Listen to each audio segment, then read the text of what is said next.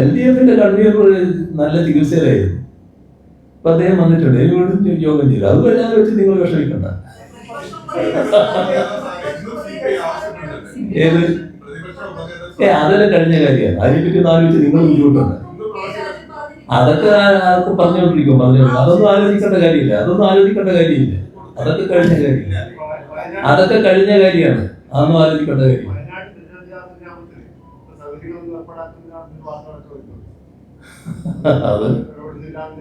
അല്ല, അത് ഗവൺമെന്റ് ചെയ്യുന്ന കാര്യമല്ലേ. അത് സ്വാഭാവികമായിട്ട് ചെയ്യുമെന്നാണ് ഞാൻ പ്രതീക്ഷിക്കുന്നത്. അങ്ങനെ ഒരു ക്രൂരത ഒന്നും കാണിക്കാൻ ഒരു ഗവൺമെന്റിനും കഴിയില്ല. അത് ഗവൺമെന്റ് മാറ്റം ഉണ്ടായി എന്നുള്ളത് കൊണ്ട് അവിടുത്തെ പുനരധിവാസത്തിന് ആവശ്യമായ സഹായങ്ങൾ ചെയ്യാതിരിക്കുമെന്ന് ഞാൻ പ്രതീക്ഷിക്കുന്നില്ല. ഏതായാലും അത് നടക്കുമെന്ന് തന്നെയാണ് ഞാൻ കരുതുന്നത്.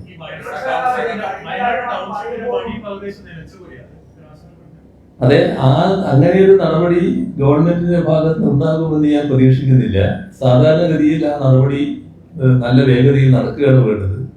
ഏതെങ്കിലും തരത്തിലുള്ള പ്രശ്നങ്ങൾ ഉണ്ടെങ്കിൽ അത് പരിഹരിക്കുന്നതിന് ബന്ധപ്പെട്ട മന്ത്രിമാരും മുഖ്യമന്ത്രിയും ഇടപെട്ട് കാര്യങ്ങൾ നീക്കുകയാണ് വേണ്ടത്.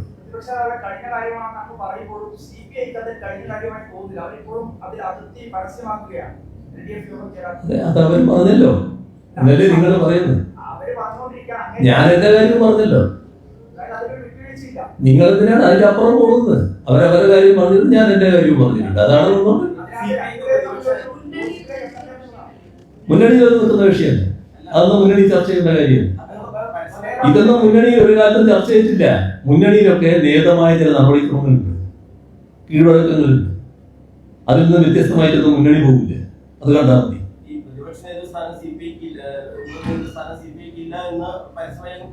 പ്രതിപക്ഷ നേതാവിന്റെ സ്ഥാനം അവിടെ ചർച്ച ചെയ്തില്ല, മുന്നണി ചർച്ച ചെയ്തില്ല. അതേപോലെ സ്വാഭാവികമായിട്ടും കാര്യമായിരുന്നു. അതിനെപ്പറ്റി ആലോചിച്ച് വിഷമിക്കണ്ട.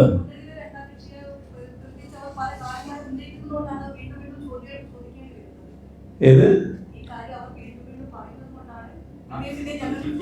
അതുകൊണ്ടാണ് ഞാനും പറഞ്ഞുകൊണ്ടിരിക്കുന്നത്. ഞാൻ അതിനെ പറഞ്ഞുകൊണ്ടിരിക്കുന്നത്. അപ്പൊ ശരി, നമുക്ക്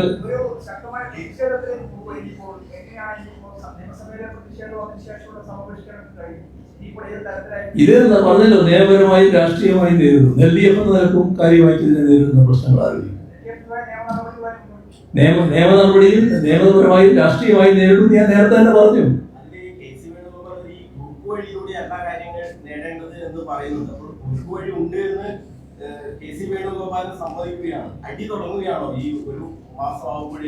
എന്നൊന്നും ഞാനിപ്പോൾ പറയുന്നില്ല.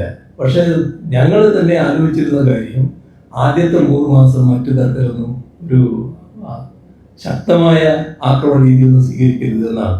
പക്ഷെ ഞങ്ങളെ കൊണ്ട് തന്നെ ശക്തമായ നിലപാടുകൾ എടുപ്പിക്കുന്ന നിലയാണ് ഗവൺമെന്റിന്റെ ഭാഗത്തുണ്ടായത്. അത് അവർ ചെയ്ത ചെയ്തികളാണ് അതിനിടയാക്കിയത്. ആ ചെയ്തികൾ എല്ലാവരും കണ്ടുകൊണ്ടിരിക്കുകയാണ്.